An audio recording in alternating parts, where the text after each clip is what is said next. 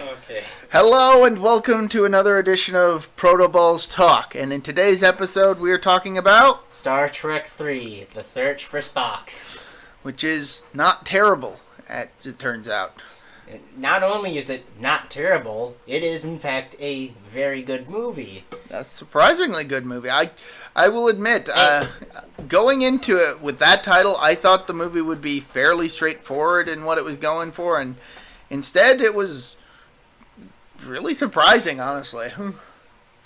Star Trek 3 came out 1987, not 87, 84. Star Trek 4 came out in 87. So the same years that Transformers started. Yes, right around the same years. Continuing the trend of a very, very good era for science fiction. This was 3 years after.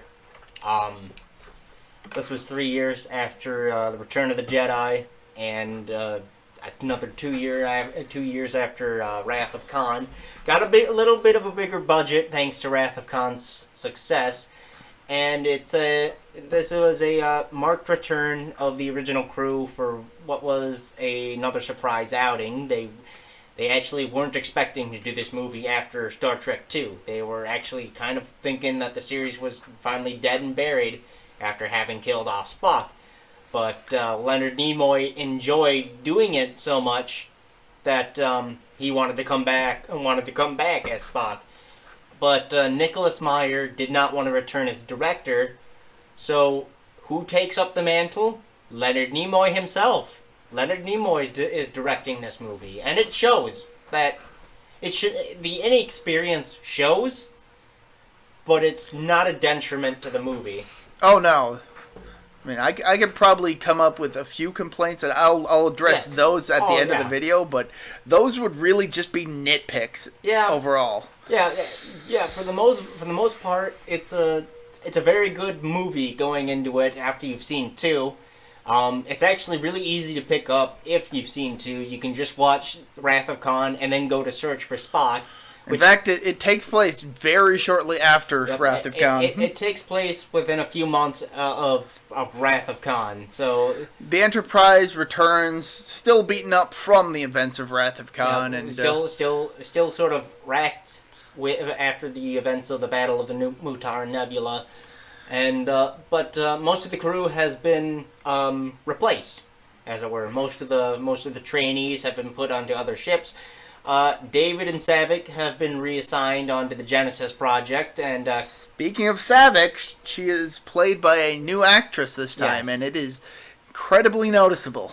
Yeah, she's played by Robin Curtis in this movie. That having been said, she does a pretty good job. Yeah, she's actually all right. You know, I mean, the slightly wooden acting aside. Well, she is part Vulcan. Part Vulcan, so it makes sense. But with part 2, hold on, what's her name? Christy Alley? With Christy Alley, she at least, had subtle emotions here and there. She was more capable of showing emotions, but that was the Romulan side. Yeah, that was the Romulan side. But yeah, Robin Curtis did all right here. I'll just say that wasn't nearly as good as Kirstie Alley, and the two actually look a bit similar if you go back to back movies. So fair point. It's just kind of a shame what all happened with Kirstie Alley being replaced. I don't know if we explained that in part 2, but I don't believe we did. But so Kirstie Alley was ready to come back to do part 3. And it just so happened an overzealous agent of hers tried to bargain for like a main cast title and more money, and the Paramount was just like, yeah, no, we'll just replace her. And mind you, Kirstie Alley did not realize this. She was unaware that they were even casting for the next movie until she found out she was going to be replaced. Yeah. Because of her agent. I mean, luckily she found Cheers and whatnot. Oh, yeah. So, it worked out well for her anyway. And she does come back. Oh. She does come back in a later movie. We'll get to that. But we're kind of skipping ahead a bit, aren't we? So that's sort of the backstory. The Enterprise returns home. It's greeted with a warm welcome in the space dock. And we get a nice little cameo from Yeoman Rand. Yes, I do not recall the actress's name. I can't remember her name either. But as soon as you see her, it's like, oh yeah, that's her. She's from the original series. She showed up in the motion picture. Did she? No. Yes, she did. Huh. You don't remember her? I do not recall seeing her. Yeah, she was on the ship. If I remember right, she was with Dr. McCoy throughout most of the movie. I believe that was her. Huh. I had not noticed because it was either that. Oh no, she was the. She wasn't that character. She was the transportation officer. If you remember, she's the one trying to fix the transporter problem. Okay, now I think I. Yes. Okay. I didn't recognize her then. I did recognize her. It's because of the uniforms, because they were terrible. That and you didn't point it out. I completely forgot. I didn't realize it was her either until I looked back and saw that it was. So there's a nice little cameo from Yeoman Rand, and she's just Kirk, what did you do? What'd you do now? She doesn't say that. She gets a real quick non-speaking cameo, but nice. It's a quick cut, and she sees the ship and its state, and she just shakes her head and does a little frown, like as if to say one of two things: either crap, what happened this time, or Kirk, what'd you do this time? And then it's at this point that we. Who's the big head honcho? What's his rank again? Oh man, Admiral. What's his name? Crap. Can't remember his name. Admiral. You're supposed to be the Star Trek geek here. I know. Well, Admiral. The Admiral. The Admiral, who's more superior than Kirk, apparently. Yeah. He gives everybody shore leave for what they've all been through. Yeah. And except for Scotty, who he immediately assigns to get into work on helping prepare this new ship. Fleet Admiral Morrow is his name. Fleet Admiral, okay. Fleet Admiral instead of, just an admiral. Just an admiral. He's a fleet admiral. So anyway, yeah, they're greeted with a warm welcome. Morrow is all like, I'm very proud of you guys. Every single one of you is going to get a commendation. And Scotty, and everybody's going to get shore leave, except you, Scotty. You're needed on the Excelsior. And Scotty's just like, well, all things considered, I'd just like to go back on the Enterprise. And retrofit it. Yeah, and refit it. First. Oh, we're not going to do that. Yeah, no, we're retiring that ship. It's been, 20 years now? And Kirk is just like, what? Yeah. It's like, you're doing what now? You just retrofitted it a couple movies ago. Yeah, you just refitted it 5 years ago, didn't you? It's like, what? And Morrow's just like, it's just too old. Kirk, it's 20 years old. Her time has passed. The Excelsior is bigger, better, faster. Has a more advanced transwarp drive. Yeah. Compared to your just normal warp drive. It can go into transwarp drive, not just warp drive. And Kirk is unimpressed with this. He's just like, what? It's my ship. Hey, it was mine, Captain Pike's, and and Captain Archer's ship. Come on, man, you can't do this to us. I think we skipped over a scene before they actually return. Oh, yeah, before they return, yeah, there's a kind of an... They're on the bridge, they're basically just chatting, and Chekhov notices that there's a life sign coming from Spock's room. Now, bear in mind, Spock is dead. They shot him out in a torpedo at the end of the previous movie. And Kirk even mentions that he had Spock's room sealed off. And Chekhov sealed it off himself, as he mentioned. Oh, yeah, he's adamant that he sealed it off. So Kirk goes down to investigate, finds that the seals have been broken, and goes to investigate and goes inside, and we get a mysterious voice, somebody in the corner of the room telling him, "Take me home, Jim. Take me home." Sounds like Spock. Sounds a bit like Spock. But it's not Spock. It's Bones. It's McCoy. Dr. McCoy's there, and he collapses in Kirk's arms. Yeah, he's just such a manly man. He talks he talks to Kirk for a second, and he's like, "Save me, Jim. It's not too late." And Kirk's like, "Well, we are home. We are home, Bones." And McCoy's like, "Then it's not too late. Take me up the steps of Mount Saleya." And Kirk puts two and two together. He's like, Bones, we're on Earth. Mount Saleya's on Vulcan." That's not putting two and two together. He doesn't put two and two together until a little bit later in the movie. He puts two and two. He realizes something's wrong. Yeah, that's for sure. But he hasn't quite figured out what is wrong. I think he kind of realizes what's going on, but he hasn't. It doesn't click. We cut to David and Savick on their new ship. What's it called? Grissom. The Grissom. Yes. And there's only three ship names that you need to know: Enterprise, Excelsior, and Grissom. And I forgot two of them. I know. Go me! Just like the par for the course. Just like the first movie again. Holy crap! This is gonna turn into the first movie review, except better. Anyway, David and Savick, they're on the Grissom. The Grissom, thank you. And they're checking out the Genesis planet, which has grown after the end of Wrath of Khan.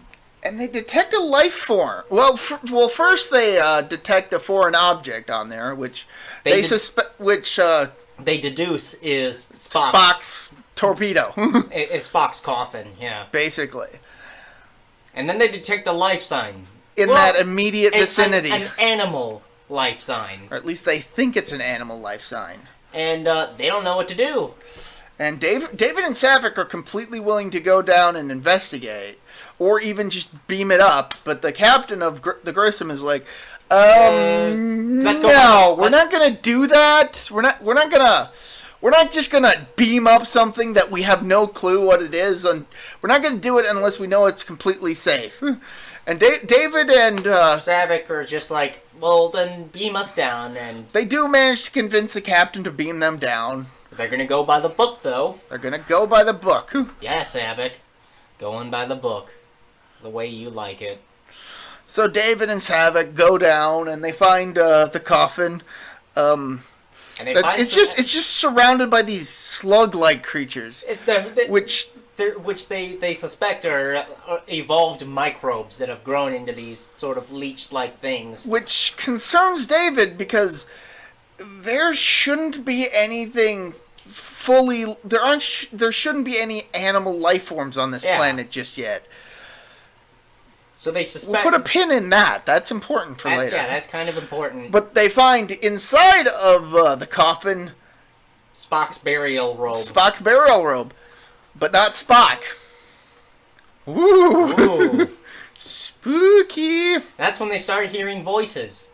And they're wondering what the heck that is. So they go to investigate. Meanwhile, out in the middle of space, we get a small transport vessel with a Klingon woman aboard it.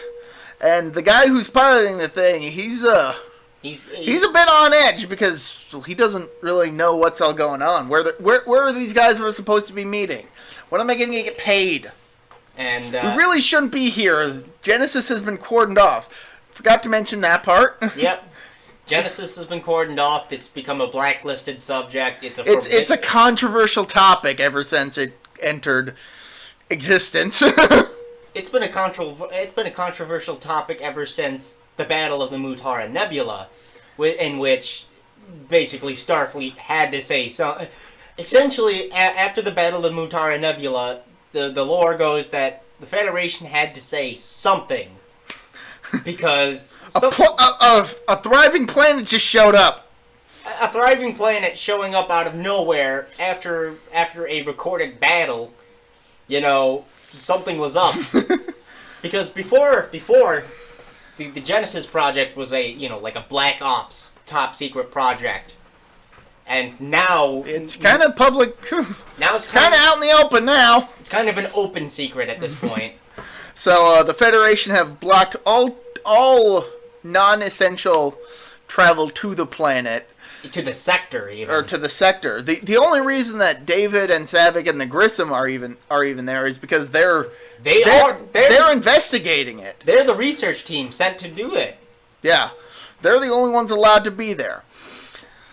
So yeah, the pilot guy, the pilot of this little vessel, he's just like, where are they and when am I getting paid? And the Klingon woman's just like, soon enough, don't worry.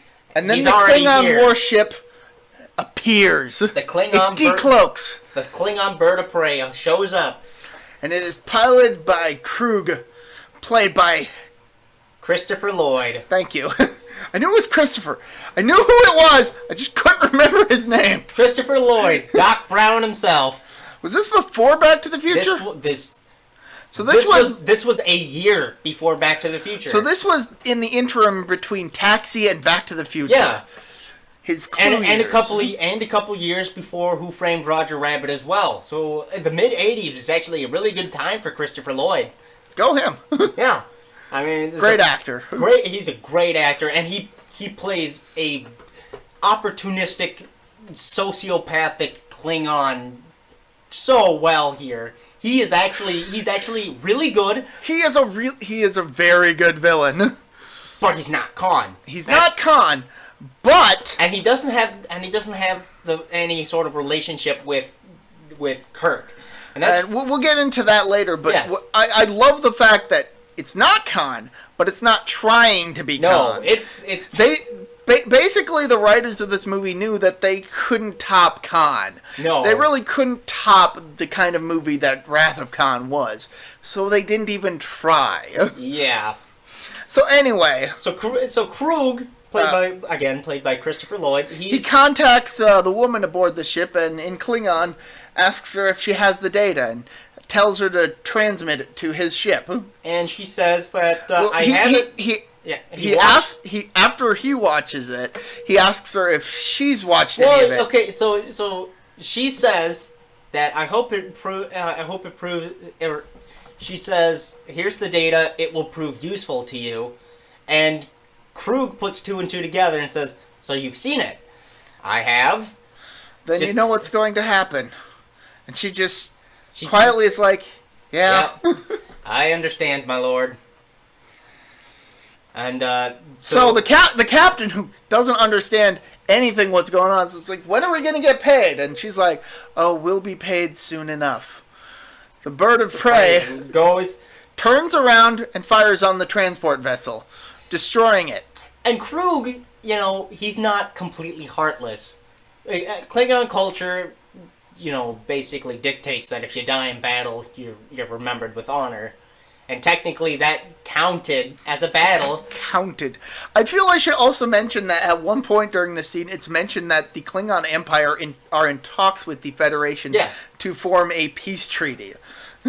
So this is definitely not something these Klingons should be doing. So a little backstory, the interim between the original series and now the third movie where they're talking about potential peace talks. Yeah, they're sort of on friendlier terms because, an incident hasn't happened in, like 20 years, A really bad incident, unlike, akin to the first movie where it was kind of a problem for everybody. But, yeah, not a major incident has happened lately. So the Klingon Empire and the Federation are just like, do you want to just call an armistice? Maybe, a ceasefire? Long story short, this is why Worf is a thing. Yeah. Yay! Yeah, actually. It's not surprising. But, Krug, of the lady Klingon that was killed, you'll be remembered forever. And then he mentioned you'll be remembered with honor forever, both as a warrior and as my lover. So he just like killed his girlfriend. Yeah, it's like, that's how you know this guy's a baddie. and it's not necessarily that he's a bad guy in this scene, because in the Klingon culture, if they died in battle, they're remembered with honor.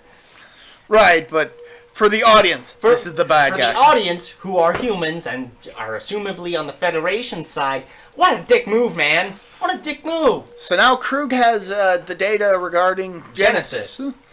And he's looking at it as, a potential doomsday device, weapon of mass destruction that he could that his empire could use. Yeah, he reasons with Torque and some of the other ones, and mind you, Torque is played by John Larroquette. Nope. No, wait, the other one. Nope, that's Multi. Multi is played by John Larroquette. We'll talk about Multi. Don't worry. But he's played by John Larroquette of Night Court fame. So, one of the Klingons on the ship says something that Krug doesn't agree with, and he kills him. That's not exactly what happens yet. It happens a little later in the movie, and there's an actual reason for it that Krug's justified in. But Krug and two of his henchmen are looking at the data of the Genesis device, and Krug contemplates, like he pulls a McCoy for a second and is like, imagine what would happen if the Federation used this on us. Imagine all of our planets having women and children laughing and playing with the Federation flag stuck on the ground. Is that what's going to happen to the Klingon Empire? They're going to kill us all with this. And I'd rather we take it for ourselves so we can defend ourselves with it. I don't recall him saying that. I'm assuming you're kind of making a few assumptions. He says, he mentions the women and children part with the Federation flag stuck on the ground. He's reasoning that the Federation are actually using this as a weapon of mass destruction to use on the Klingons. Which is actually not what it was created for, but... So he reasons, if we take it for ourselves, we can use it as a nuke, as a way of deterrence. But really, Krug's just an opportunistic asshole, wants to use it because reasons, glory of the Empire and all that. So anyway, we cut back to Kirk, who is having a party with Uhura, Chekhov, and Sulu. And I'd just like to mention this because it is so depressing in hindsight.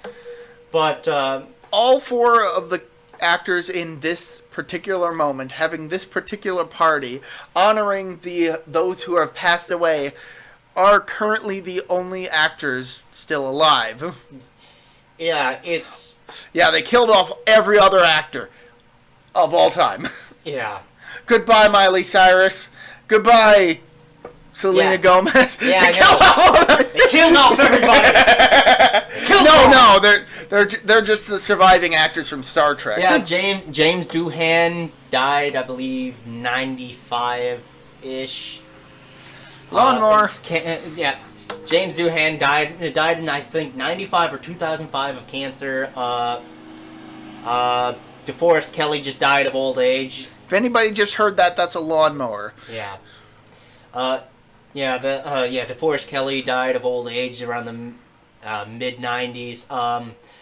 Leonard Nimoy passed away a couple of years ago, which I'm still kind of depressed about. It's really sad to see that kind of caliber of man pass away. So they're all sitting here. They're mourning the dead in a way, in a bit of celebration. And they're wondering what happened to Bones there. And Kirk reasons he probably just sort of had a panic attack. We sent him home. Hopefully he's resting. And then Kirk is visited by Sarek, Spock's father. Spock's father, who we have not talked about yet. So because he just showed up. But this is the first time he's shown up in the movies, I believe. So Spock and Sarek have sort of a strained relationship because Sarek's full Vulcan, and he believes in the Vulcan ideals, and Spock's half Vulcan, half human, and sometimes there's just sort of a estranged relationship between the two. It's most noticeable in Journey to Babel, the original series episodes, where the two have where Spock tries desperately to impress his father, and his father is just, kind of Nonplussed. nonplussed. He's kind of the curmudgeon-y old dad that really isn't impressed with your achievements. But Typical dad. Typical dad. But Sarek comes to visit Kirk, and the two have a private discussion where and Sarek essentially goes, "What the hell is wrong with you? Why didn't you save my son?" Well, not so much save my son. Why did you abandon his body? Yeah, why did you abandon him? And Kirk is confused because he's like, "Wait, what? Spock's dead." Spock's dead. Only his body's dead, not his mind. And Kirk is just like, "Wait, hold on, what?" You were Spock's closest ally, closest comrade, and he didn't tell you anything before leaving. Maybe he wasn't overt about it. Let me mind meld with you. And Sarek basically relives Kirk's final moments with Spock and realizes, oh, you weren't in direct contact with him. That would explain quite a few things. I see. I'm sorry, and it's a brilliant scene. William Shatner's acting in that. Having to relive that moment. And, he's on the verge of tears, almost. Having to relive that moment after possibly having blocked it out, hopefully. Just to, repress those emotions. And it's a brilliant scene, and Sarek is just... He goes from angry to utterly heartbroken because he believes his son is lost forever. But, spoiler alerts, the movie's called Search for Spock. What? Really? Whoa! I hadn't noticed! And so Sarek's like, well, then it truly is lost. My son is dead forever. And Kirk finally puts two and two together. And he goes over the video footage of what happened just before, just before the end of the previous movie when Spock went into the radiation chamber. Yeah, Kirk reasons. Well, he didn't necessarily have to do it with me. He could have done it with anybody else. Sarek's just like, could there have been anybody else? So they look over the footage, and we get to see not only reused footage from the previous movie, but also a bit of new footage, newly recorded specifically for this scene. Awesome. It was in part 2. Oh, was it? Yes, it was. Oh, it was right after he knocked out McCoy. He wouldn't remember. Right? That was in part 2. I forgot about that. That one, it goes, in my memory. It goes by really quickly, that's why I probably didn't notice it before. Yeah, but it's a blink and you miss it kind of moment. So at this point, Kirk and Sarek basically realize Spock had a mind meld with McCoy, and that's kind of part of the reason why McCoy is acting so odd. Yeah. So then we cut to a bar. Not quite yet. We first have a little bit of a scene in which Spock is trying to convince the fleet admiral to let him take the Enterprise. Kirk is trying to reason. Not Spock. Kirk. You said Spock. Oh, sorry. Kirk is trying to reason with Morrow, Fleet Admiral Morrow, to let him and the Enterprise go to Genesis to. And Morrow is just like. What are you? No. What are you talking about? I don't even believe in this Vulcan mysticism. I thought you. Yeah.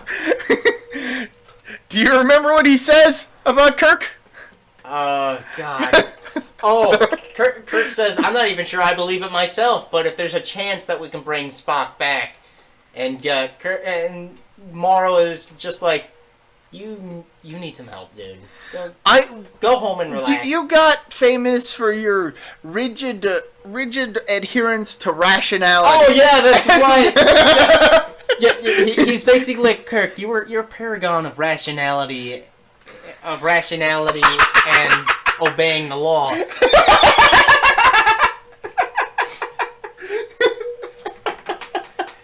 Oh, what bullshit is that line?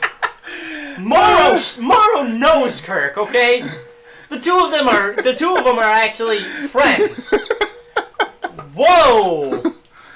Dude, You're definitely a person of rationality. Dude, he breaks the rules all the time. He sent the trainees out on a training cruise without touring the ship. Oh yeah, he totally adhered. Rationality. He let most of his trainees die in that battle. Oh yeah, paragon of rationality, that one. You're not usually one to believe in unproven mysticism. And Kirk is just like, if it can save Spock, it's worth it. And Morrow's like, no.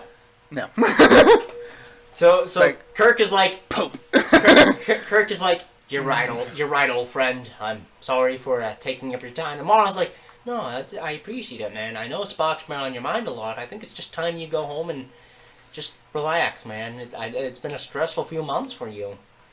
And Kirk is like, I'll do that. And then we get to the bar. Then they go to the elevator, and Sulu and Chekhov are like, so what's the answer? And Spock and Kirk's just like, well, the answer's no. Therefore, I'm going anyways. Let's go pick up McCoy. Meanwhile, at the bar, it's a really weird environment. Actually, it's a bit like the cantina from but a bit Star more Trek. civil. A bit more civil. A lot cleaner. More clean and a lot less of a hive for scum and villainy of the galaxy. And Bones orders an Altair water, which the barman.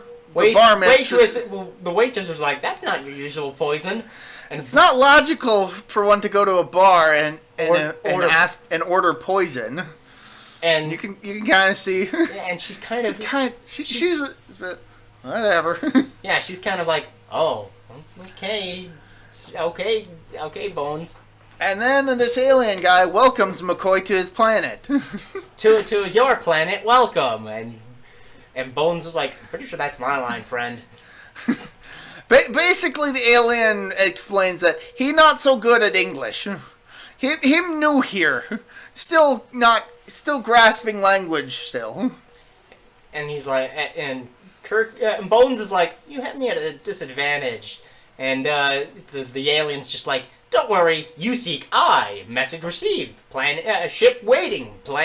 Destination name, money pay.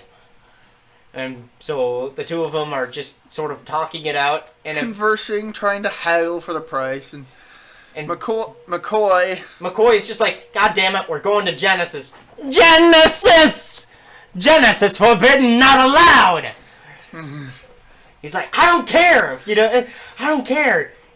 There's one point during the conversation before Genesis is mentioned where the guy mentions that he'd have to get quite a few permits for this. He'd have to get quite a few... And McCoy retorts, how do you need permits to do a damn illegal thing? It doesn't make sense! Now bear in mind, McCoy is being pretty loud about all this. And so a guy walks up, and he's like, hey, friends. You're talking a little loud here. Don't you think you should probably keep it a little quiet? It's like, what do you know? He's like, oh, shut up! I'm trying to charter a fucking space flight. And then the guy reveals that he's with Federation security. So they arrest Bones. Put him in the loony bin because he's not acting right. They're about to put him in the loony bin because he's not acting right. And put him in the loony bin. And no, they were about to. They were going to put him in the funny farm the next day. So he's in a holding cell now. He's in a holding cell, and before he gets arrested, Bones tries to do the Vulcan nerve pinch, and he's not working. He's like, and Bones gives a look like, shit. And the security officer is like, yeah, you're coming with me. Because the guy is just like, what are you doing? Are you trying to do that Vulcan thing? Yeah, okay, you're coming. Okay. Okay, yeah, you're coming. You're coming with me. So Kirk, and Sulu and Chekhov go to visit him, and Kirk visits with him for about 5 minutes. He's given 2 minutes. He's given 2 minutes. And there's a funny little joke where Sulu leans over. Is talking with one of the security officers on duty. And Sulu's just like, he giving you any trouble? And the dude stands up, and he is huge. Dude's like 6'5", 6'6". And what does he say to Sulu? He's like, "Don't get smart with me, Tiny." Anyway, in the cell, Kirk and Bones have a brief conversation wherein Kirk confirms that yes, Spock is in there somewhere. Yeah, he's about to give him a drug to sort of settle down the whole mind meld, and he's like, "What do I need that for?" "Well, Bones, you're a victim of a mind meld. That green-blooded son of a bitch. This is for all the times he's lost those arguments." Oh man, I love the relationship between Bones and Spock, because it's a hate relationship. It's awesome. It's a hate relationship, and it's so great because the two of them are friends. Deep down. They're just on the opposite side. They just don't want to admit it. Yeah. So Kirk calls to one of the guards, and he's like, he injects McCoy. McCoy feigns sickness. Kirk is like, Hey, he's not feeling alright. Pow! And just decks the guy who comes in or whatever. And knocks him out cold. And then Sulu kicks the crap out of the guy. Yeah, we get back out into the waiting area, and Sulu has just utterly defeated the big guy. Yeah. And he's like, "Don't call me Tiny." And don't and don't call me Tiny. And then he destroys all the consoles, and Sulu's just like, "Yeah, we're ready to go. We gotta get moving now because security forces are coming down real quick." And so they rendezvous with Uhura. Scotty and Uhura. Oh yeah. So there's a little bit of a brief scene in the in the teleport room between Uhura and this young kid. Yeah. He's not a kid, but compared to Uhura, he's a kid. He's a younger. He's upset over the fact that he's not seeing any action. He wants something exciting, something a bit of adventure. And Uhura's like, "Well, be careful what you wish for. Yeah. You just might get it." So then the guys show up. You know, all four of them. Sulu, Chekhov, Bones, and McCoy. Or Sulu, Chekhov, Bones, and Kirk. They show up. And the guy is completely dumbfounded, and he's like, "But this doesn't make any sense." Five guys, yeah. Kirk, McCoy, Sulu, and Chekhov, Scotty. No, Scotty's already on the ship. Oh, okay. Yeah, there's a brief scene right before the teleporter scene where Scotty is on the Enterprise, and he's checking out for the night, and the captain is just like, "Oh, you're leaving for the night, Scotty?" "Oh yeah, going home to rest." "Yeah, I was planning on doing that a bit myself." Goes into the elevator, and it's a small cameo by Leonard Nimoy. He's the transport voice.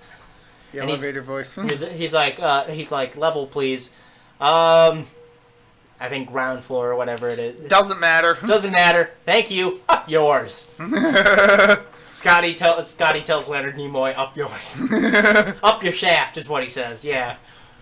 So back in the teleporter room, the guy's like, "This doesn't make any sense, No travel orders, no IDs or anything, and what are we gonna do about it?" And Uhura pulls out her phaser and points it at the kid. He's like, "I'm not gonna do anything, and you're gonna go sit in the closet. You wanted some adventure? Here's your adventure." And the kid's like, "I'm gonna go sit in the closet." Yeah, that's good. Bones quips, "I'm glad you're on I'm glad you're on our side." Yeah, I'm glad you're on our side. And she's just like, "Oh, trust me, I'll have Mr. Adventure eating out of the palm of my hand when I'm done with him." Oh man, and that's the last we see Uhura for most of the movie. She's gone for most of the movie because they don't need. She teleports them to the Enterprise. Scotty's already there. He's got the automated system ready to go. Kirk does tell her that he'll see her at the rendezvous point. Doesn't say where the rendezvous point, but that's not super important. It's not super important, and I will admit I thought they were going to pick her up. No, I thought that's what that meant. Here's why it makes sense why they didn't bring Uhura along. Uhura can just go with Sarek, because Sarek's still around. This is less than a day after Sarek, had visited Kirk about. And considering what they're about to do, they don't really need a Yeah, communications they officer. they don't need a communications officer at all. So, which is what the point I was getting to. Yeah, they don't really need her they don't really need her. She gets a bigger part in the next few movies, but that's neither here nor there. So anyway, Kirk and the others are aboard the Enterprise. Scotty has made it so that the not even the skeleton crew that they have with them, which is all 5 of them, can pilot the Enterprise, no problem. Scotty says, 2 trained monkeys can do this job, and Kirk is just like, I'll be sure not to take offense to that. And then Kirk does a little speech. He says, "We've all gone so far. I don't have to ask the rest of you to come along. It's something me and Bones have to do." And everybody just agrees to go along with him because he's their captain. Yeah. It's not going to just abandon him. Yeah. So they're ready to go. So they're stealing the Enterprise! That's what they're doing. And then we get a shot of the... Grissom? No. Oh. Not quite yet. Oh. I want to cover the Excelsior? The captain of the Excelsior in his quarters just filing his nails. Getting ready for bed. And then they're on yellow alert, and he's confused. He's like, why the hell are we on yellow alert in space dock? Someone's stealing the Enterprise! Shit. Fine. All right. Meet me on the bridge. So he gets up to the bridge. He has a brief conversation with this one guy that I totally recognize, and I can't recall what I recognize him from, but he's totally bald now. Or at least mostly bald, and I wish I could recall. I don't know who. Probably something from, like, one of the Law and Order shows or something. I think he's talking about one of the helmsmen, probably. It is one of the helmsmen. I just... so stuck in my head. It's like, I know that guy. I know who that guy is. So yeah, they're stealing the Enterprise, and Kirk is like, Scotty, the doors are closed. The doors are still closed. I'm working on it, sir. Scotty, I'm working on it. Don't worry. I told you there was nothing to worry about. Yeah, the space dock, but they're being pursued by the other ship, the Excelsior. Not the Intrepid. Is that from a different movie? Pretty sure that's from the first movie. You can tell I'm not terribly familiar with the whole lore. Yeah, it's fine though. Quiz Me on Godzilla movies. I could maybe guess some character's name from one of the later movies. Though. But anyway. Yeah, so they're talking. So they're pursuing the Enterprise. The Enterprise. And mind you, the Excelsior is supposed to be a lot faster. It's got a transwarp drive. They'll beat the Enterprise's warp drive out of the water. So Kirk has Sulu go to warp. Yep, there was a mention that the Excelsior was going to run a few speed tests and break the Enterprise's records. So before the Excelsior, the Enterprise was the fastest ship in the entire Federation. And so Sulu takes the Enterprise to warp speed, and the captain of the Excelsior is just like, all right, we're gonna have to go. Think they can outrun us? Go to transwarp speed. And the computer is like, transwarp speed in 5, 4, 3, 2, 1. Transwarp speed attained. They're not moving. They're slowing down. They have stopped.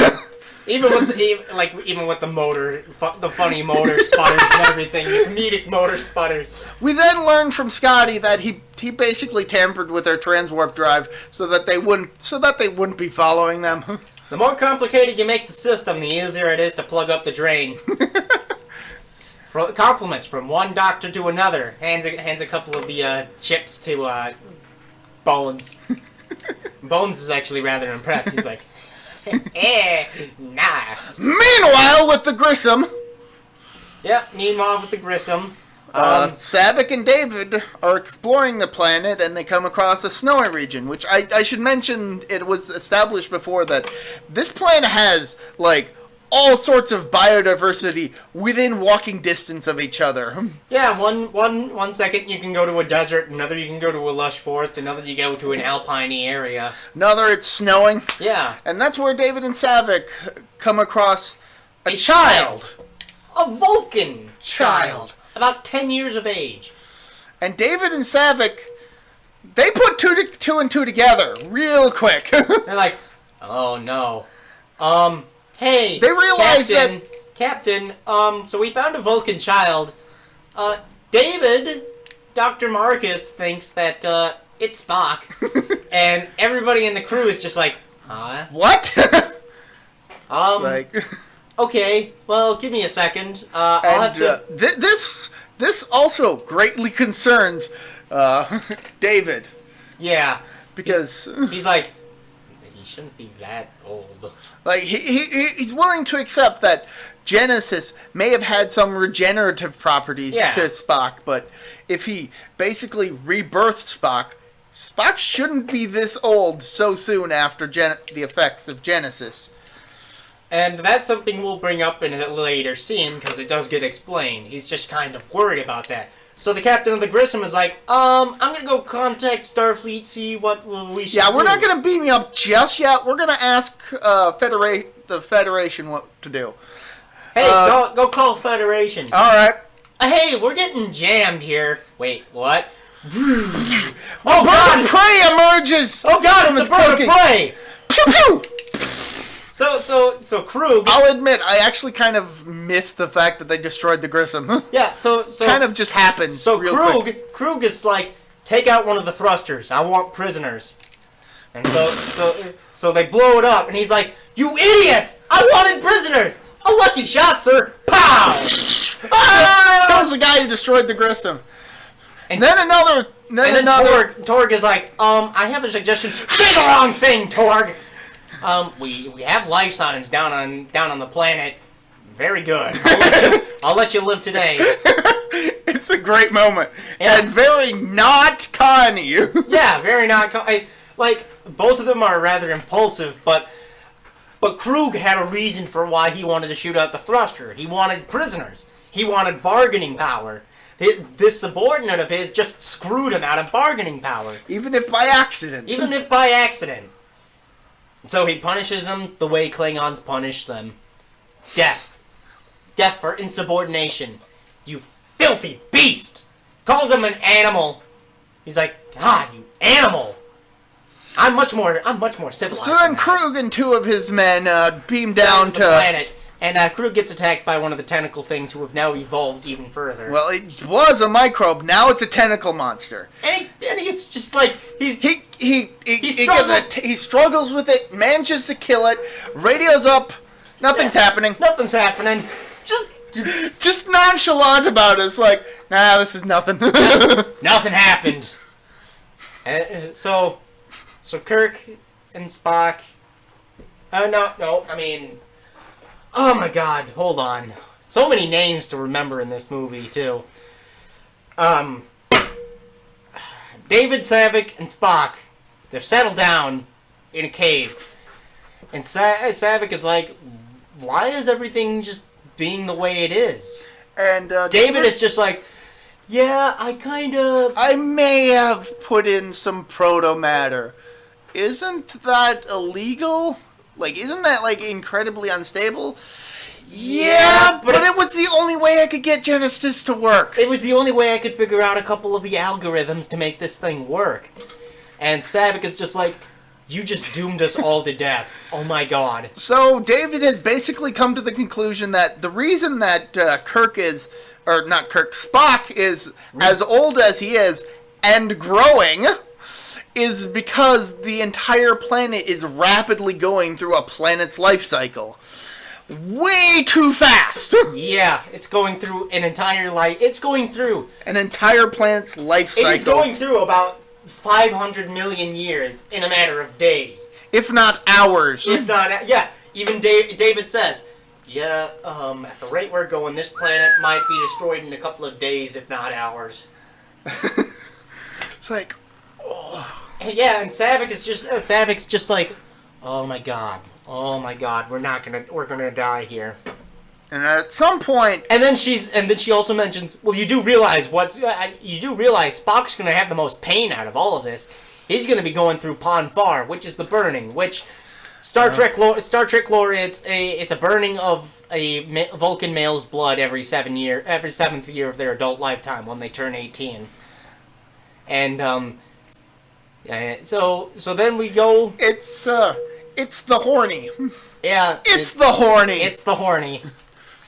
If you remember the Clash from the original series, it was the episode where Kirk and Spock had to fight for the lady. Classic episode Because it establishes Ponfar. And this new Spock is basically going through that repeatedly over the course of this accelerated lifespan and quickly. Yeah. And Saavik, well, she's a woman. There's a scene. We move on. Nothing lewd happens, but it's definitely implied. Moving on. So Kirk and crew finally make it over to the Genesis planet. Not quite yet. They're still on the way, but they can't contact the Grissom. They're getting transmissions from Federation to the Grissom, and the Grissom isn't responding. Yeah. And Chekhov's like, "What should we do?" And Kirk's like, "Break radio silence and contact the Grissom," which they try repeatedly. Nothing, because it's not there. They don't know that yet. And so Kirk, having learned from Star Trek 2, is just like, yeah, we're going to raise shields. We're going to be very careful about this one. I'm not falling for that trick again. So they make it to the Genesis planet. Nobody's there. Now, I feel I should mention at this point, Krug and his men have caught up with Saavik and David and captured them. Yeah. So, they've captured them, but... Scene explained. Yeah, pretty much. Anyway, back with Kirk. Krug has a great line. He's like, I was expecting prisoners, and what should I find? A Vulcan boy, a human male, and a woman. Oh! Oh my god. Dude, so sexist, man. But that's just how Vulcans are. Women are kind of treated as second-class citizens. Unless they prove themselves. Because there's a couple of Klingon women that are actually really badass. But so then that's saying something, because Klingon in general are badass. Yeah. There's a couple of Klingon women who are equal to the men. That's how badass they are. Where's the Federation? They're Becky Lynches. Yeah, they're Becky Lynches. Whereas at this point, the Federation has accepted that, women are basically equal to men. There's no problem with that. The Klingons are basically medieval in humans. Their way of thinking. Yeah. They're with, butts on their foreheads. Yeah, with butts in their foreheads. So Krug gets a message. So Krug gets a communication from his crew up on his bird of prey, and he's like, "Oh, I'll take care of this. Hold them prisoner. I'll be back. If one of them tries to make a move, kill them." Needless to say, none of them move. And the reason that he's going back up to his ship is because the Enterprise has come nearby, and I do want to cut back to the Enterprise because there is a scene that you were out of the room for. Yeah, there's a great. That you were upset. I was upset that I missed it. So explain what happens in the scene. So the Grissom's not there, and their communications are being blocked yet again, and they're finding strange energy surges, and they're trying to figure out what it is. And Bones off to the side does a Spock voice. Oh, he definitely does. I thought it was Leonard Nimoy doing the voice, honestly. And it was Leonard Nimoy doing that voice. It didn't surprise me. Yeah, but it was as Bones. And the rest of the crew looks over, and Bones looks up. He's at the science officer station, and he looks up cheekily, and he's like, how'd I do? How am I doing? Giving like a shit-eating grin. It's a great moment. Definitely worth seeing for yourself. But anyway, yeah. So there's silence. There's not much going on. The Grissom's missing. So Kirk suspects something's going on. Raise shields, and there's a weird energy surge. Should probably target it on that one. Krug, on the other hand, he thinks he has the element of surprise. He decides to contact the Enterprise. He thinks he has the element of... Calls up the Enterprise on the video phone, and Kirk just has this dramatic turnaround. Yeah, well... Well, first off, Krug thinks he has the element of surprise. So what happens is he's like, all right, lock onto them and decloak. And Kirk's already on the gun. He's like, fire! Oh no! Oh, damn it! Fire again! Boom! Oh god! What the hell? What the hell, man? What the hell? We didn't even do anything. Fire back! And they hit the Enterprise, and the Enterprise, mind you, is already still battered. It hasn't even been repaired yet. Yeah, it still has most of the damage from when it had its encounter with Khan. So they're undergunned, really. But they had the element of surprise. They had the ability to check where the energy source was and wait them out. Wait for them to show up before firing. So Krug and the Enterprise are basically stuck in a standstill because Krug is like, why aren't they finishing us off? We're obviously beat. They have us outmanned. Well, he does tell one of his officers to fire one of the other weapons, and the guy's like, can't. They destroyed it. Huh. Unfortunate. Most unfortunate. Also, his pet dies. He had a pet, and he's heartbroken about that. No, my pet. Yeah. My ugly, ugly puppet pet. Yeah, really. It was a good-looking, design. Oh, yeah. But you could tell it was a puppet. It was basically a Klingon dog. Looked like it. Yeah, but so Krug is like, why aren't they finishing us off? Maybe we dealt a more serious blow than we thought. And the Enterprise is like, okay, well, we've knocked out their power, but we don't have any power ourselves. Let's try to bargain with them. Let's try to make... The reason that they don't have as much power is because Scotty repaired the ship as best he could, but they weren't expecting a battle. So it's not like he would repair the weapon systems in preparation. Yeah. They didn't think they would actually have to do any battle. So Kirk decides to contact this man, this Klingon captain, and he's just like, the reason we're not blowing you out of the sky, before he does the quick, strike a pose turn, he's like, which is just amazing. I'm trying to think of what movie that's from. Zoolander? Yeah. He does like a Zoolander turn. He does the Zoolander turn. And it's fucking hilarious. This movie is so funny. Like, it's so funny. And he's just like, so, what are you doing in Federation space? We can blow you out of the sky if you don't surrender. And Krug is just like, oh yeah? Do it. I dare you. And Kirk's like, your even being here could be considered an act of war. And he's just like, this entire thing is an act of war. You building this Genesis. Again, he still views it as a weapon. Yeah, he's still viewing it as a weapon and not sort of a device to help with overpopulation. And so he's just sort of like, yeah, you're not going to fire on us because I have prisoners. And there's not a damn thing you're going to do about it. You're going to surrender. And Kirk is just like, we don't surrender. Kirk is just like, oh crap, what do we do? And Krug has his men let the prisoners talk, or at least the two that can. Yeah. So let the prisoners talk. Kirk discovers that it's Saavik, David, and Spock. a certain science officer you will probably be familiar with. And Kirk puts two and two together. Yeah. He's just like, oh. Fuck. Okay. All right, you Klingon bastard. Let's try to negotiate. And Krug is like, well, just to prove that I'm being serious with my claims, kill one of them. And we get a tense scene where one of Krug's men down on the planet pulls out his knife with like two tiny switchblades on the side. He pulls out the Klingon blade. And he's just like going around the prisoner. It's like, who should I murder? I'm gonna kill this woman.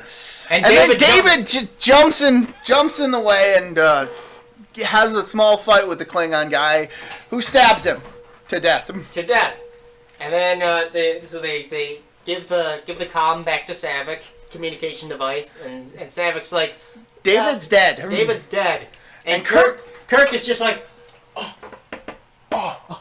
you Klingon bastard! You killed my son! You Klingon bastard! You killed my son!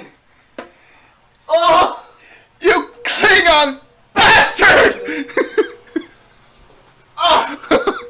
You killed my son! It's a great scene. And he falls back. Tries to fall back in his chair, and he misses the chair and hits the floor. And just keeps going. Just keeps going. Just keep going with it. It's like acting. And so he's like, "All right, you son of a bitch, I surrender. Just give me a minute to prepare my crew." Krug's like, "I'll give you 2. I'll give you 2 for you and your gallant crew. Because, mind you, Krug's a Klingon. He just bested him in combat, and he's magnanimous in victory. And that's kind of what Klingons are. They're not no-holds prisoners unless, it's a full-scale And war. so Krug decides to send almost every soldier on his ship to the transport room to teleport over to the Enterprise. And he's like, everybody to a man, we're going to go over there and we're going to take over the ship and we're going to steal all the data on Genesis. We're going to be boarding the ship. We're going to be boarding the ship. They're going to have a lot more people than we are. Torg is like, sir, you know that they have us, outmanned 10-1. We're Klingons. We can fight them. All right. And Torg's just like, fair enough. And then we have Maltz manning the teleporter room. It's like, all right. All right, I'll stay. Krug chooses to stay behind because he doesn't need to go. His men can handle this. Yep. So now, Kirk. I love the fact that Krug and his men both overestimate the Enterprise's current crew. Yeah. And underestimate them at the exact same time. Yeah. Well, they have us outmanned 10-1, and they have us outgunned 10-1, but we're Klingons, we can fight them. So Kirk, Scotty, and Chekhov are at the command station. Yeah. So Kirk takes a minute to sort of grieve, and he's just like, oh my god. Okay.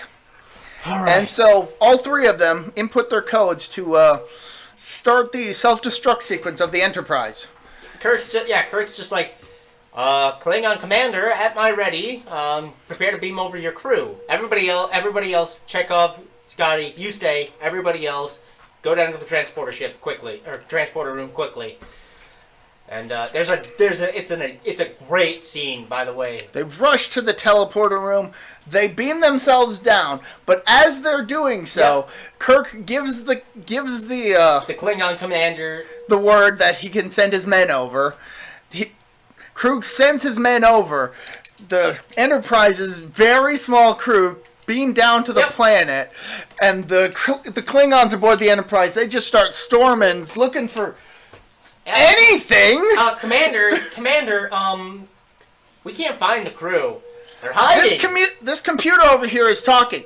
What's it saying? 8, 7, 6, 5, 4, 3. No, wait. One of the guys holds the communicator up so that crew can hear it. We'll do the scene, okay? We'll do the scene. Yeah, all we have is this computer speaking. 8, 7, 6, 5, 4. Get the hell out of there! 3, 2, 1. Yeah, Krug puts 2 and 2 together. About 6 seconds left in the clock. Like, no! Get out! Get out of there! Boom! Boom! Boom! Ah! Ah! The Enterprise goes down in a glorious fireball in Genesis's atmosphere.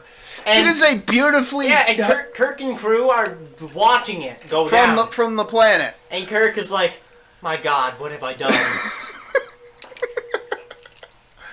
And Bones so eloquently says, you did what you had to do. Turn death into a fighting chance. Alright, where are those life signs? Yeah, alright, let's move it.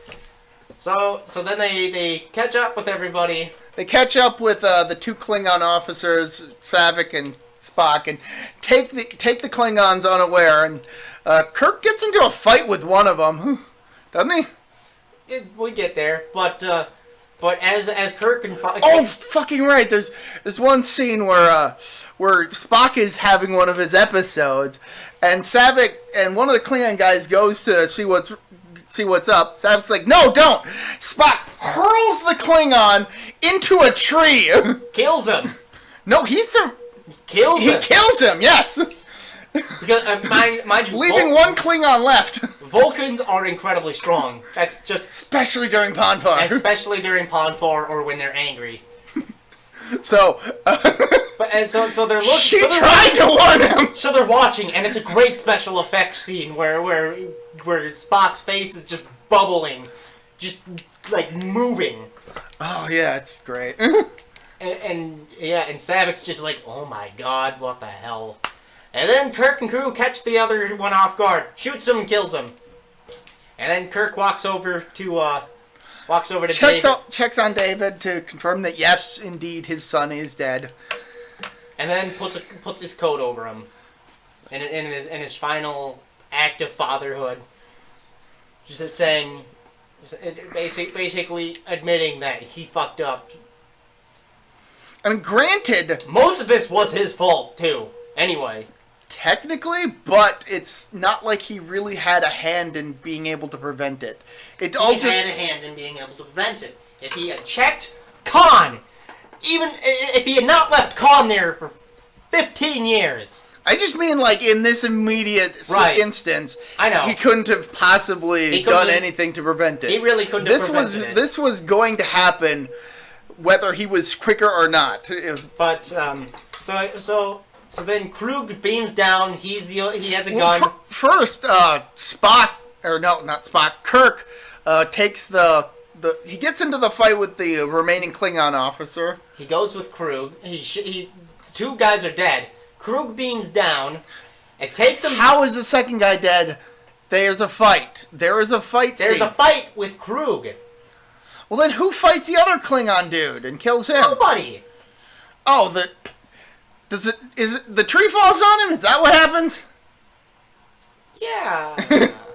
Basically, the planet's in the midst of its death throes and ends up killing the planet's in the midst of the death throes. There's only two Klingons there.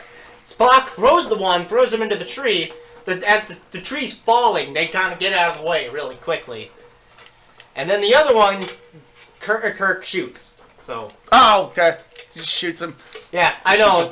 Yep, just straight. I thought there was a more elaborate fight scene. No, there wasn't a fight. Just Kirk takes him by surprise, shoots him. Krug beams down, and he's like, all right, everybody over there except you, Kirk. You stay right here. And he's just like, and Kirk's just like... Well, Kirk uses the communicator to contact Krug. He's like, hey, we're down on the planet. You want to come join us? And Krug basically takes him prisoners. He's like, all right, everybody over there, you guys will get beamed up because I'm taking you prisoner, and I'm leaving you, Kirk, here. I'm gonna fight you. I'm gonna fight you. I want to fight you. And Kirk's just like, bring my friend over here. No, why not? Because the friend he's talking about is the growing Spock. Yeah, it's the unconscious Spock. Krug is like, let my friend go, beam my friend up too, and Kirk is like, no. And Krug is just like, I refuse to. Because you want it. Mm-hmm. It's like, son of a bitch. Son of a bitch. So then Krug and Kirk get into an epic fight that is just a fantastic fight across an erupting landscape that is just tearing itself apart. Kirk even does a backflip. Oh, it's so Kirk does a backflip. I mean, granted, there's some grappling, throwing punches. It's great. And it eventually goes to a cliff. A cliffside where there's lava like all around. And the cliff collapses under Krug, and Krug is holding Krug manages to grasp hold of the edge. Yeah, like Krug manages to hold on for dear life, and Kirk is just Kirk. I'm gonna spare this guy. Goes to give him a hand. Krug grabs his leg and tries to pull him down with him. I was like, I have had enough of you! So Krug's dead in an awesome death scene. So then Kirk grabs Spock, grabs the communicator, and he's like, Maltz, Joey, Choo. Which is what Krug said to Maltz to beam them up. The prisoners up. Yep. So then they beam him up, and Maltz is the only one left. And Maltz was like, kill me. Just kill me. I've failed. Kill me. And Kirk's like, later. Later. So then they're trying to figure out what to do. Because the planet's still exploding and they're still within the And it's vicinity. another hilarious scene where it's Chekhov... like, is it this button? No, I think it's this button. Yeah, there's a great scene where it's Scotty, Chekhov, and Sulu trying to figure out what buttons it is. What do these buttons do? Because they haven't been on a Klingon ship. And they're like, I think it's this one. And Kirk is just no, it's definitely this one. Definitely this one. And Kirk's just like, guys... Planet's exploding, come on! It's this one. Boom! Alright, we got it. Let's go! Go! Yeah, they managed to get the warp drive up, and... Just as the planet explodes. And Kirk is like, Sulu, go! Come on! No time for small victories. So then they're beating it all the way to Vulcan, and they managed to make it there. And during the trip, Maltz is like, I thought you were going to kill me. I lied. So on the way to Vulcan, Bones and the unconscious Spock have... It is a great scene. Bones is just like, I never wanted to say this, but I actually miss you. For all the times we may have fought, for all the times that we may have gotten under each other's skin, you're still my friend, and I still miss you. And it's a great scene, and they finally make it to Vulcan, and they meet up with Sarek and Uhura. Uhura's been on Vulcan the entire time. Kind of spoiled that earlier, but whatever. And the reason she's been on Vulcan is because that way she has immunity from the Federation arresting her. She's with Sarek, not Kirk. Yeah, she's with Sarek. That way she can't be arrested because she's with an official ambassador. And the ambassador basically is above the law. Can be above the law. Oh, so true. Yeah. Isn't that the plot of Lethal Weapon? Pretty much. So, they make it to Vulcan, and they go to this ceremonial chamber, as it were. And they bring with them the body of Spock. Unconscious body of Spock, which is now grown up to the age that the actor is, roughly. The chiefess, the priestess, the high priestess of Vulcan, basically goes to Sarek and says, what is it that you want? This body is still alive. What do you want us to do? Yeah, this body's still alive. What do you want us to do with it? And Sarek's like, I want to perform the ritual of refusion. Which is, I can't remember the name exactly, but it's the ritual of refusion, and she's just like... That hasn't been done in ages, and even then, only in legend. Are you serious that you want to go through with this? And Sarek, the priestess is like that. She comments on how kind of illogical that is, and how difficult it is. And Sarek has an amazing line, and he's like, forgive me, priestess. My logic is uncertain as far as my son is concerned. And that's a great line. Oh, definitely. Because for all we've known him for the series, Sarek, Spock has been trying desperately to get his approval as a father. And it's in this moment that Sarek shows that he loves his son so much, he's willing to forego logic, the most important thing of Vulcan culture, to get his son back. That's how much he loves his son. I do find it kind of a bit humorous that they're an incredibly logical culture. Yes. But they're also mystics. They're also mystics. Which is, no offense to anybody, incredibly illogical. That's the big irony. That's a big irony. I love that. Yeah. Well, as Deep Space Nine exhibits, every culture every species has their own religion and sort of culture, and each one derives their culture from something.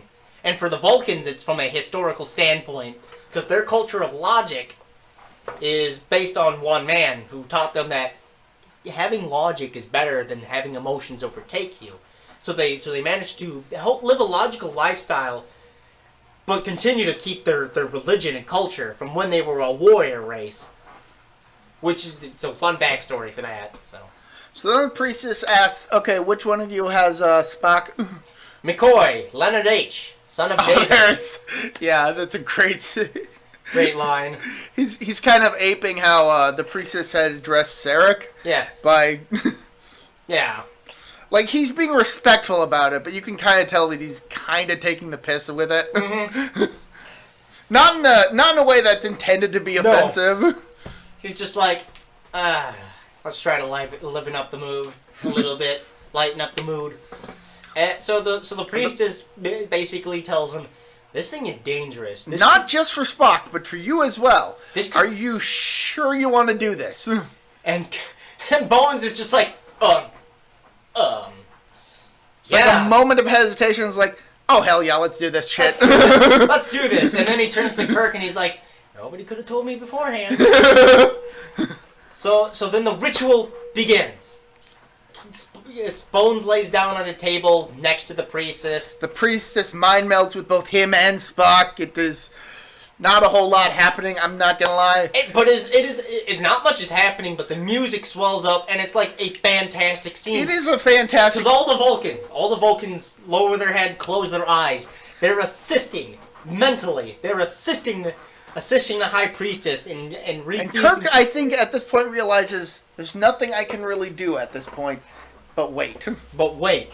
And hours and hours pass.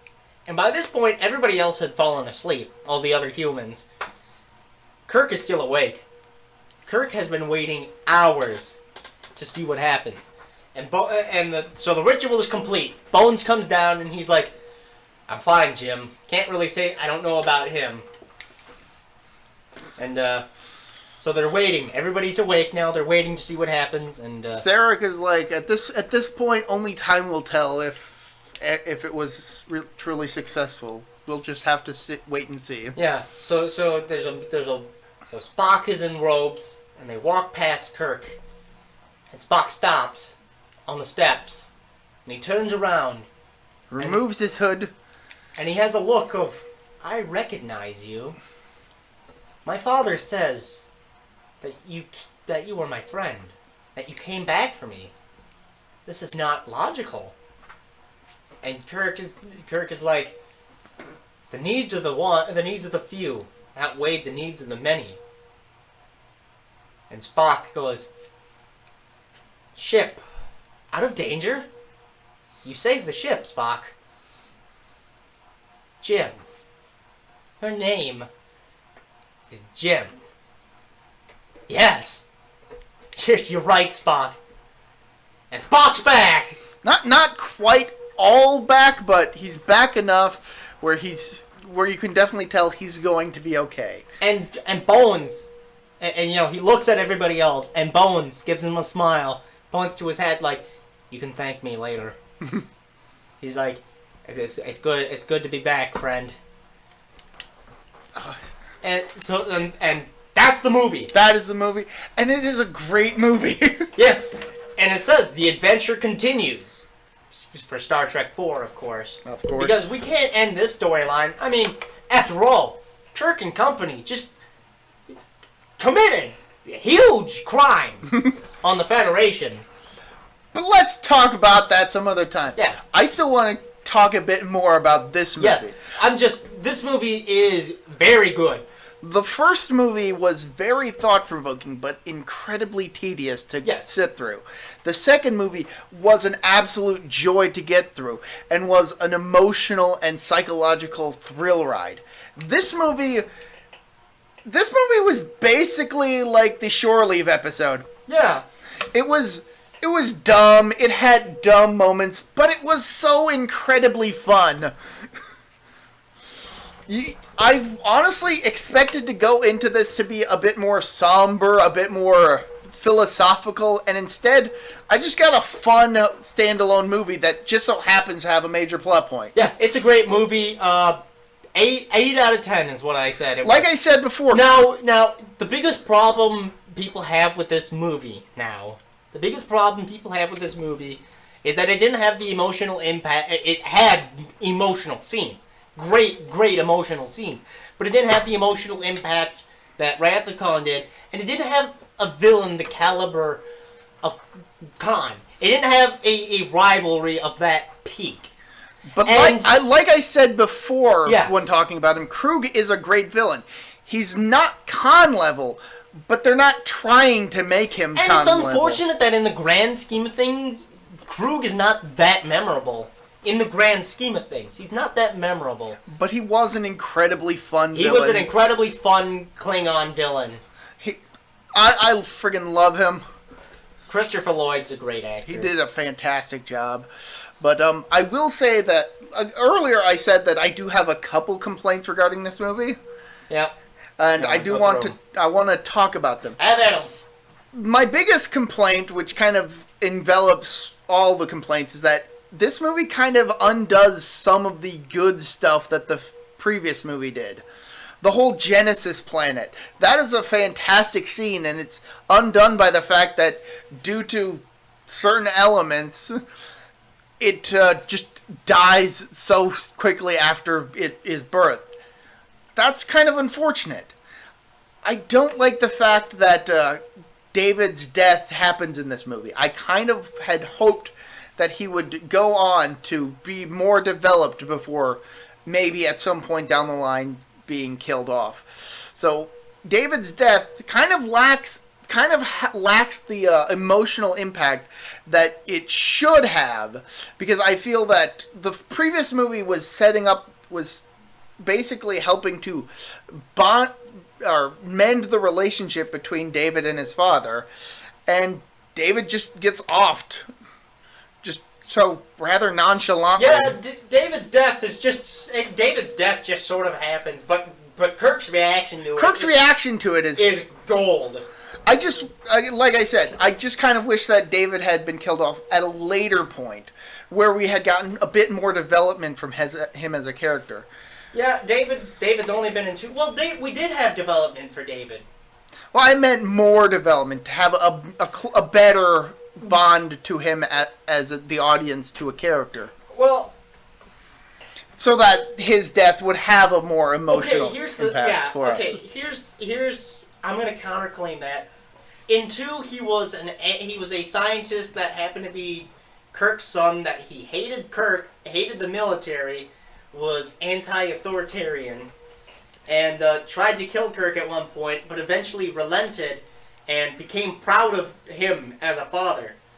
He was proud to be his son. In this movie, we learn that David's not perfect. He makes mistakes just like Kirk, and this mistake may have almost could cost everybody their entire life. This weapon of mass destruction. I'm just strictly talking about how he makes up for it by sacrificing, by being the sacrifice. Yeah, but I kind of wish that the movie had done a bit more to have that be a more have a bit more emotional impact instead of. All right, he's dead. If they had given him another movie, I think it would have. Right. Like I said, a bit more development, a bit more time for us to get invested in the character, and then the third and final aspect that I feel this movie does with regards to just kind of undoing the good that the previous movie is bringing Spock back to life. Now, granted, it's a great scene. Just the whole explanation for how it all happens and all the circumstances, I'm completely fine with it, and this movie wouldn't exist if not for that. Mm-hmm. And so, overall, while I do feel that it does kind of take away from Spock's emotional sacrifice at the end of the movie, I do like that they're not just pulling shit out of their ass to try and explain it. Like there is some things like, okay. There's relevance. There's relevance, and it does a bit to develop the Vulcan culture. Yeah. I'm fine with that. So yeah. I said though, in the original series, they were emotionless, had logic, they had Ponfar, and that was as far as their culture got. And here we learn that they're also mystical, and mind melding. mind melding has more of a purpose than just reading other people's minds. Yeah, it has more of a religious and cultural, biological purpose. Yeah. Now, while I did just spend quite a few minutes lodging complaints against this movie, it's still a great movie. It's still a great movie, and honestly, those complaints are really just nitpicks. This movie is kind of a transitionary period. You go from 2, which was uber serious, just a fun uber serious, with philosophical and psychological moments of emotional roller coaster. And so this one's a bit more fun, a little shorter. It's a lot more action packed, a lot more comedic in its style, and it still has some philosophical moments. Like Kirk saying. It just isn't as much as the previous. Yeah, movies. like Kirk saying, the needs of the few outweigh the needs of the many. Sometimes that's true. It's the whole railroad debate. Do you let one man die or do you let many die? Ah, the trolley dilemma. The trolley dilemma. I see. And that's what 2 and 3 are basically are. It's the trolley dilemma. In 2, it's Spock's trolley dilemma. Does he let everybody die or does he sacrifice himself to save everybody? And in part 3, Kirk's whole dilemma is, do I sacrifice my soul or do I sacrifice my friend? Oh yeah, there is a scene where Sarek basically is like, asks Kirk, so why did you do all this for Spock? If I hadn't done it, the price would not have just been my friend, it would have been my soul. Forgot about that moment. That is a great line in the movie. Awesome. But just like the original Star Trek series, it has its more philosophical and dramatic moments. But then you have episodes like Shore Leave or Trouble with the Tribbles, where things are just a bit more... Oh, no, you want a Trouble with the Tribbles episode. Just wait for Star Trek 4. That movie's hilarious. I'm just, using it. This movie goes from... This movie is a nice tie-in from 2 to 4. It goes from super serious to just straight comedic. Goes into a straight comedy. Any more thoughts you want to give on this movie? Well, I said 8 out of 10. I don't know what you would rate. I would actually agree with that ranking. It's a very good movie. Has its flaws, as minor as they are, but it's not nearly as good as 2. It's just a great movie. Oh, definitely. So I don't really have anything else to add to it, really. Well, it looks like we're not beating Wrath of Khan's record for episode length. Yeah. This has been ProtoBalls Talk. And have a good one. I'm My Recycled Balls. I'm ProtoMet. Have a good one. See ya.